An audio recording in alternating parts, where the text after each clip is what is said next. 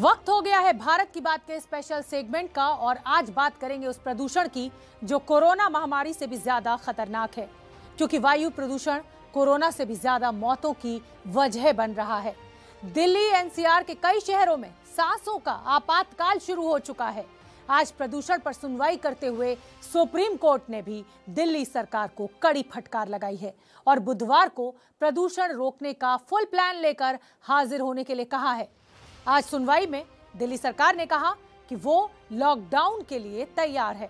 अगर लॉकडाउन पूरे एनसीआर में लगाया जाए तो सवाल ये उठता है कि क्या लॉकडाउन पोल्यूशन का एकमात्र इलाज है? इस देश को वैक्सीन के तौर पर कोरोना वायरस को हराने का उपाय तो मिल गया, लेकिन पोल्यूशन का इलाज कब मिलेगा?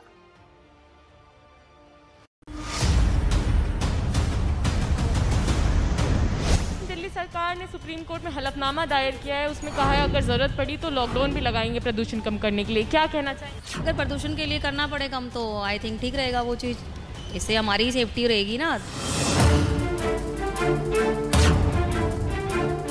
आँख बहुत जलता है मैम, आँख बहुत जलता है, गाड़ी चलाने में थोड़ा परेशानी आती है।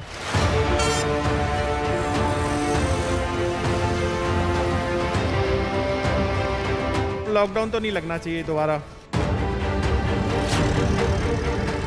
परेशानी सारी है, काम धंधा नहीं है तो रोटी कहाँ से खाएंगे? काम के लिए आए हैं, नहीं मिल रहा खाने के लिए तो कहाँ जाएंगे? ये सरकार पता नहीं क्या कर रही है जनता के साथ। हम दिल्ली के पोल्यूशन को कम करने के लिए सब कुछ करने को तैयार हैं। हम हर कदम उठाएंगे जिससे दिल्ली का पोल्यूशन कम होता।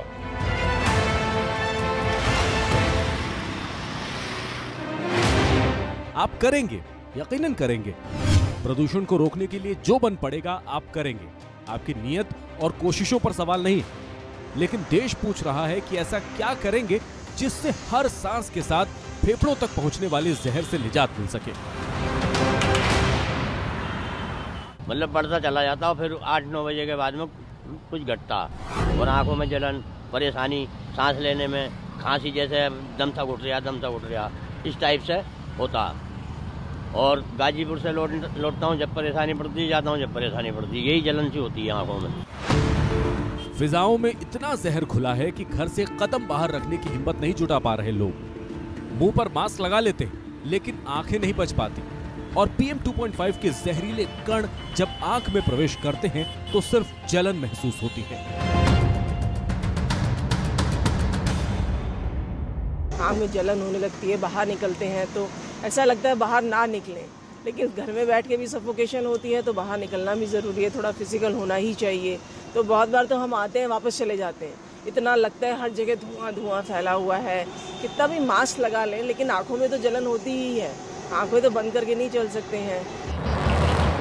दिल्ली एनसीआर जिस धुएं की चादर में लिपटा हुआ दिखाई दे रहा है वो कितना खतरनाक है उसे इस बात से समझिए। दिल्ली में औसत प्रदूषण का स्तर 342 PM 2.5 है। एक सिगरेट में 22 माइक्रोग्राम पर क्यूबिक मीटर PM 2.5 है। आसान भाषा में इसका मतलब ये हुआ कि आप एक दिन में 15 सिगरेट पीने के बराबर धुआं अपने अंदर ले रहे हैं। सिगरेट का धुआं सिर्फ सिगरेट पीने वालों तक जाता है, लेकिन प्रदूषण के इस माहौल में बच्चे से लेकर बुजुर्ग तक जहर पी रहा है।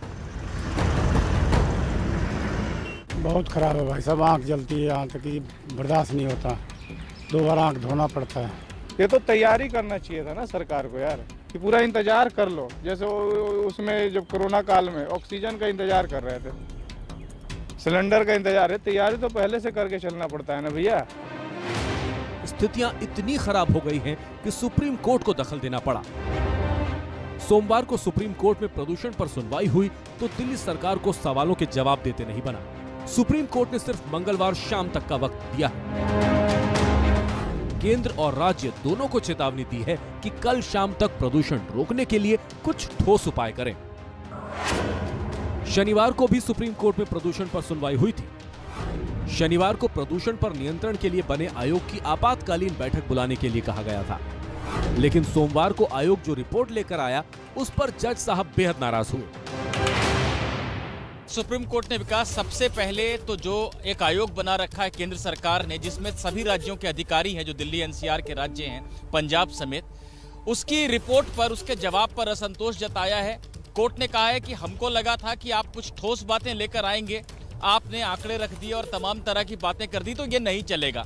कल आपातकालीन बैठक बुलाइए, सभी राज्यों के प्रतिनिधियों को शामिल कीजिए और जो फौरी उपाय जो किए जाने इस समय, यानी निर्माण कार्य बंद कराना जो कि गैर जरूरी है, अगर कुछ बहुत जरूरी है तो वो चल सकता है, वर्क फ्रॉम होम करवाना कर्मचारियों से, ऐसी तमाम बातें जो की जा सकती हैं, सड़क को अगर गाड़ियों को रोकना है, ऐसे कोई भी उपाय हैं, इन पर आप कल चर्चा करके निर्णय लीजिए और परसों सुबह हम सबसे पहले इसी मामले को सुनेंगे।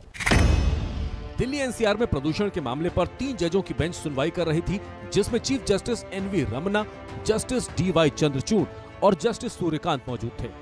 सुनवाई के दौरान जजों ने क्या कहा वो देखिए।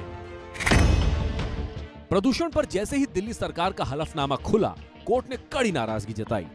कोर्ट की पहली प्रतिक्रिया ये थी कि ये सारी समस्याएं दिल्ली के अंदर हैं, लेकिन आपका इरादा पंजाब के किसानों पर सारा ठीकरा फोड़ने का है। दिल्ली सरकार के वकील ने कहा नहीं, हम ऐसा नहीं कह रहे। उसके बाद दिल्ली सरकार के वकीलों ने कहा एमसीडी से भी हलफनामा मांगना चाहिए। जज ये बात सुनते ही और भी नाराज हो गए। जजों ने कहा कि पंजाब के बाद अब आप एमसीडी पर आ गए, अगर ऐसा है तो हमें भी आपके राजस्व का ऑडिट करना होगा। इस बात की जांच करनी होगी कि राजस्व के कितने पैसे से आप अपनी वाहवाही का प्रचार करते हैं।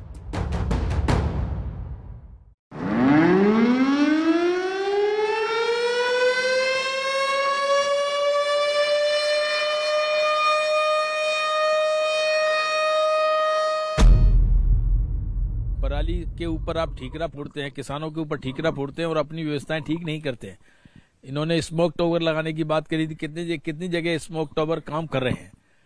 ये सही मायने में ना तो धुआं रोकने के लिए, ना पॉल्यूशन के लिए, ना मशीनों की रुकावट के लिए कोई कार्य नहीं कर रहे हैं। केवल और केवल केजरीवाल सरकार का, इनके मंत्रियों का, इनके सॉलिसिटर जो इनको प्रेजेंट करते हैं कि कैसे ठीकरा किसानों पे फोड़ दें, कभी एमसीडी के ऊपर फोड़ दें, कभी केंद्र सरकार के ऊपर फोड़ दें।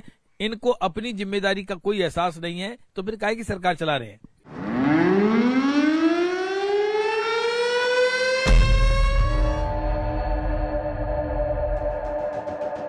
अब आपके मन में ये सवाल होगा कि आखिर बार बार किसानों पर ठीकरा फोड़ने की बात क्यों हो रही है। दरअसल दिल्ली एनसीआर में प्रदूषण की वजह पराली जलाने को बताया गया है, जबकि सुनवाई के दौरान केंद्र की ओर से सॉलिसिटर जनरल ने कहा कि पराली जलाने से होने वाले धुएं का प्रदूषण में योगदान सिर्फ 10% है। हालांकि दिल्ली सरकार इस बात और इस आंकड़े से इत्तेफाक नहीं रखती।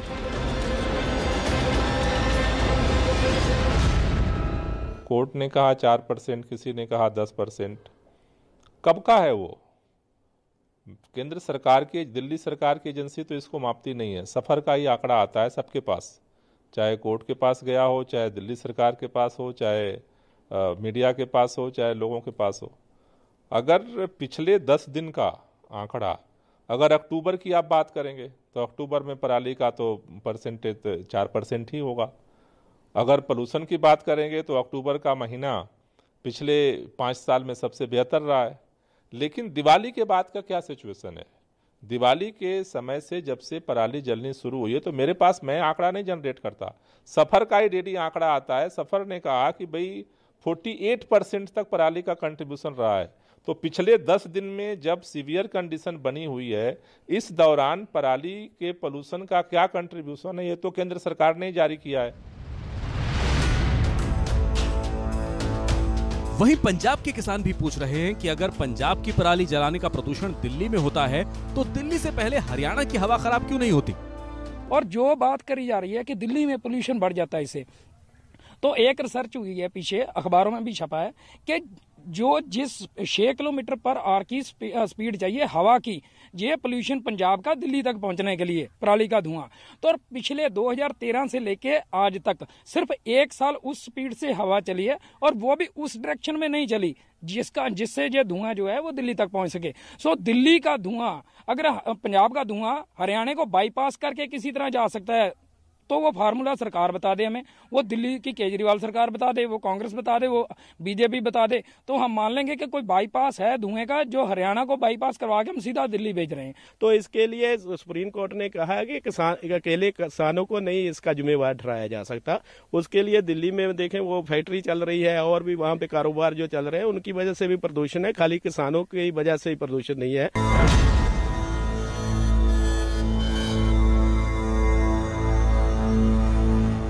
दिल्ली सरकार दलील दे रही है कि प्रदूषण रोकने के लिए तत्काल जो उपाय किए जा सकते हैं उनको लेकर फैसला लिया जा चुका है। जैसे अभी आज से दिल्ली के अंदर सभी स्कूल कॉलेज संस्थान बंद कर दिए गए हैं। दिल्ली के अंदर सभी कंस्ट्रक्शन कार्य जो हैं वो सारे बंद कर दिए गए। दिल्ली के अंदर सरकारी दफ्तर में जो कर्मचारी अधिकारी हैं वो वर्क फ्रॉम होम कर दिए गए। तो सभी पहलुओं पर सरकार काम कर रही है। जहाँ तक सुप्रीम कोर्ट की बात है, सुप्रीम कोर्ट में भी आज हमने एफिडेविट भी दाखिल किया है कि हम दिल्ली के अंदर लॉकडाउन के लिए भी तैयार हैं।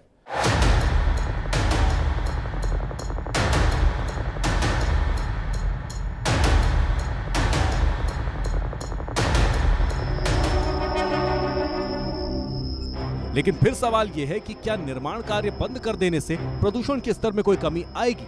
सुप्रीम कोर्ट ने पूछा कि कुछ दिन के लिए दिल्ली में गाड़ियों पर रोक क्यों नहीं लगाते। सुप्रीम कोर्ट ने गाड़ियों पर रोक लगाने के लिए क्यों पूछा, उसे आप ऐसे समझिए।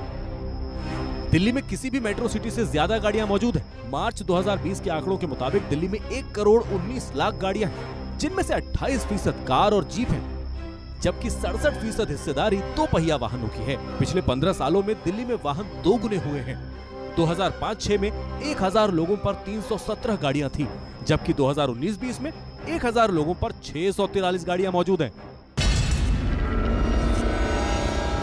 गाड़ियों की ये बढ़ती संख्या प्रदूषण से पीड़ित शहरों के लिए खतरे की घंटी है, क्योंकि आंकड़ों के मुताबिक राजधानी दिल्ली में प्रदूषण फैलाने में गाड़ियों की आधी हिस्सेदारी है। दिल्ली के प्रदूषण में 51% योगदान गाड़ियों का है। घरों से होने वाले प्रदूषण की हिस्सेदारी 13% है। उद्योगों से 10 से 13% प्रदूषण होता है। निर्माण कार्यों से 7 से 8% प्रदूषण। सड़क पर धूल की प्रदूषण में हिस्सेदारी 3.6 से 4.1% है।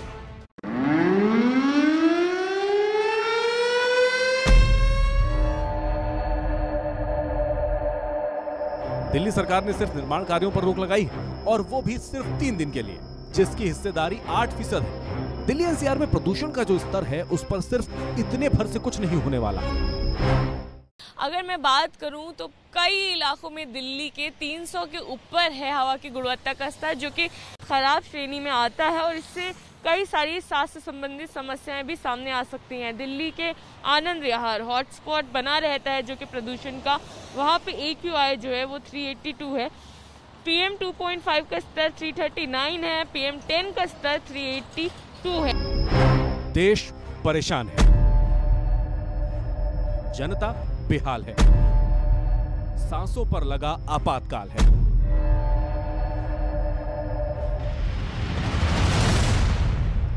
प्रदूषण को रोकना सबसे पहली प्राथमिकता होनी चाहिए, क्योंकि हम बार बार कह रहे हैं कि ये कोरोना महामारी से भी ज्यादा भयानक है। फर्क बस इतना है कि कोरोना से होने वाली तबाही और मौतें साक्षात दिखाई दे जाती हैं, लेकिन प्रदूषण तिल तिल कर मारता है। आप ही समझिए प्रदूषण कोरोना वायरस से भी ज्यादा भयानक क्यों है। लैंसेट की रिपोर्ट के मुताबिक 2019 में वायु प्रदूषण से 17 लाख भारतीयों की मौत हुई, जबकि 2020 में कोरोना से 1,48,738 जाने गई। वायु प्रदूषण हर रोज 4,658 जाने लील रहा है, और 2020 में कोरोना से हर रोज 407 जाने गई। ये जो प्रॉब्लम है, जो पोल्यूशन है, ये हेड टू टो हर चीज को अफेक्ट कर सकती है। आंखों में पानी, आंखों में जलन, नाक में पानी, गले में खराश, सांस की दिक्कत, और ज़्यादा जब अंदर ब्लड में चली जाता है जब पोल्यूशन, तो हार्ट की प्रॉब्लम, और कितने तरह के तो कैंसर हो सकते हैं इतनी ज़्यादा भी अगर ज़्यादा पोल्यूशन का अफेक्टेड रहे। ये प्रॉब्लम है जो बढ़ रही है, और सडनली अभी से बढ़ गई है। हालात बेहद गंभीर हैं। पिछली सुनवाई में कोर्ट ने कहा था कि लॉकडाउन पर सरकार विचार करे। सोमवार को सुनवाई शुरू हुई तो दिल्ली सरकार ने कहा कि वो लॉकडाउन के लिए तैयार हैं, बशर्ते एनसीआर के बाकी शहर भी लॉकडाउन लगाएं, तभी इसका असर दिखाई देगा। उससे कोई फर्क नहीं पड़ना है, क्योंकि जो पोल्यूशन पे इन्होंने कंट्रोल करना था वो आज से 6 महीने पहले, साल पहले तैयारी होती है। कोई तैयारी नहीं थी। कोई फर्क नहीं, बंद करने से कोई फर्क नहीं। इसका सोल्यूशन है, पोल्यूशन का सोल्यूशन बंद करने से नहीं होगा। पोल्यूशन का सोल्यूशन इसका समाधान होना चाहिए जी। लेकिन मुद्दा तो यही है कि लॉकडाउन प्रदूषण का इलाज नहीं है। पहले ऑड इवन और अब लॉकडाउन। हम किस तरफ बढ़ रहे हैं? हमें कारगर उपाय सोचने होंगे, क्योंकि प्रदूषण की चादर में लिपटे शहरों का मतलब सिर्फ आम नागरिकों को मौत के मुंह में धकेलना है, और ये किसी भी कीमत पर होने नहीं दिया जा सकता। तो परसों यानी बुधवार को सुबह 10:30 बजे सबसे पहले इसी मामले पर सुनवाई होगी। सुप्रीम कोर्ट कल एक आपातकालीन बैठक बुलाने को कह रहा है, जिसमें दिल्ली, हरियाणा, पंजाब, उत्तर प्रदेश के प्रतिनिधियों को शामिल होना होगा। आज जजेस ने कहा कि कोर्ट से ये उम्मीद की जा रही है कि वो सरकारों का भी काम करे और किन मुद्दों पर निर्णय लिया जाना चाहिए। तय है कि बुधवार सुबह तक कोई ठोस प्लान देश पेश नहीं हुआ तो कोर्ट के सामने जवाब देना होगा। सरकारों के लिए जरूर मुश्किल पैदा होगी।